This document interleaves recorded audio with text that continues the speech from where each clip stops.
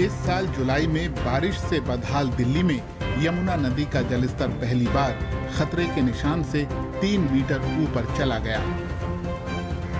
दिल्ली निवासी और रिपोर्टर जूही जानना चाहती हैं कि दिल्ली में बाढ़ इतनी विकराल क्यों होती जा रही है। वो यमुना जैव विविधता पार्क में पहुंची हैं, जहां उनकी मुलाकात प्रोफेसर सीआर बाबू से हुई, जो वेटलैंड्स यानी दलदली इलाकों को बहाल करने की कोशिश कर रहे हैं।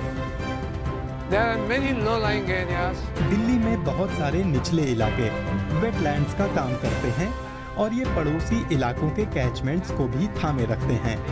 अगर ये वेटलैंड्स भर गए या इनका अतिक्रमण हो गया तो नदी में बाढ़ आने पर क्या होगा?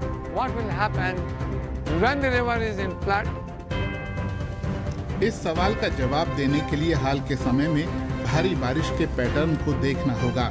अपनी प्राकृतिक अवस्था में ये बाढ़ क्षेत्र पानी को सोखने का काम करते हैं, लेकिन दिल्ली का बेतहाशा फैलाव इन सभी वेटलैंड्स को निगल गया। प्रोफेसर बाबू कहते हैं कि बगैर सोचे समझे कम से कम 23 पुल, फ्लाईओवर और बैराज यमुना के बाढ़ क्षेत्र पर बना दिए गए। उससे बाढ़ के पानी का बहाव अवरुद्ध हो गया।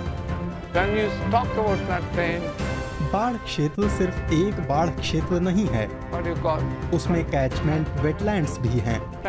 इसके अलावा ट्रीटमेंट वेटलैंड्स भी हैं, घास वाली जमीन है, दलदल है और फिर उसका जंगल भी है।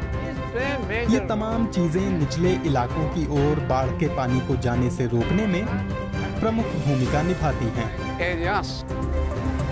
बाढ़ क्षेत्रों का प्राकृतिक दायरा चूंकि सिकुड़ चुका है, लिहाजा बारिश ज्यादा होने पर नदी उस पानी को थाम नहीं पाती और वो शहर के निचले इलाकों की ओर बढ़ने लगता है। जैसे कि पुरानी दिल्ली में, यहाँ आमतौर पर सैलानी बहुत आते हैं, लेकिन इस साल भारी बारिश की बदौलत लाल किले के पास 17वीं सदी में तैयार एक पुरानी नहर जीवंत हो उठी। दिल्ली के वेटलैंड्स की बहाली की कोशिशों के जरिए प्रोफेसर बाबू उनकी हालत सुधारना और उनका विस्तार करना चाहते हैं। वेटलैंड्स से गाद निकालना और उचित वनस्पति लगाना भी उनके काम में शामिल है। हम यहाँ एक कैचमेंट वेटलैंड तैयार कर चुके हैं और हमने प्राकृतिक कैचमेंट वेटलैंड को बहाल कर दिया है। हमने उसे गहरा किया है और अब उसमें 50 करोड़ गैलन पानी समा सकता है। यमुना नदी बाढ़ के लिए अकेली दोषी नहीं है। दिल्ली के ज्यादातर हिस्सों में अंदरूनी ड्रेनेज का हाल बुरा है। उसकी वजह से पानी भर जाता है और बाढ़ को और विकराल बनाता है।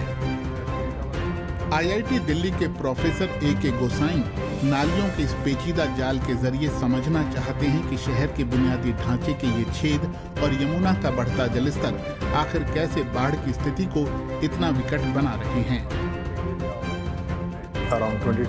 करीब 22 नालों की मदद से दिल्ली के भीतर और आसपास का पानी यमुना में जाता है। वे खुद ऐसा नहीं कर पाते क्योंकि उनका लेवल यमुना के पानी के लेवल के नीचे रहता है।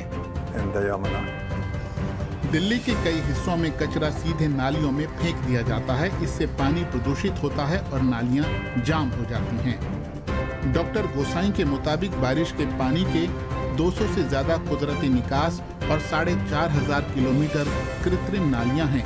इनमें ज्यादातर या तो बंद हैं, खत्म हो गई या उनमें साल भर सीवेज और मलबा बहता रहता है। इसलिए प्रोफेसर गोसाई ने 2017 में सरकार को तत्काल उपाय करने की सलाह दी थी। हमने कहा कि सबसे पहले तमाम नालियों से गाद को ठीक से निकाला जाए। अगर नाली काम नहीं करेगी तो सारा पानी जमीन पर बहेगा, नाली में नहीं जाएगा।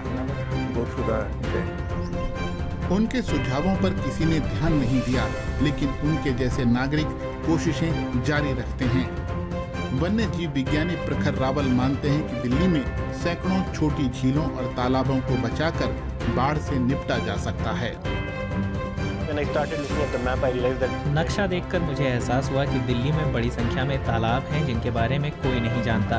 उनकी संख्या 500-600 है। मैंने करीब 39-40 तालाबों का सर्वे किया और पाया कि उनमें बड़ी मात्रा में जैव विविधता मौजूद है। शायद किसी महानगर में दर्ज अब तक की सबसे विशाल जैव विविधता। प्रखर ने दिल्ली में सरकारी आंकड़ों से इतर 600 जल स्रोतों को डॉक्यूमेंट किया है। आखिरकार लगता है कि दिल्ली जल बोर्ड हरकत में आ गया है। राजधानी क्षेत्र में 265 जल स्रोतों को पुनर्जीवित करने की योजना का ऐलान हुआ है।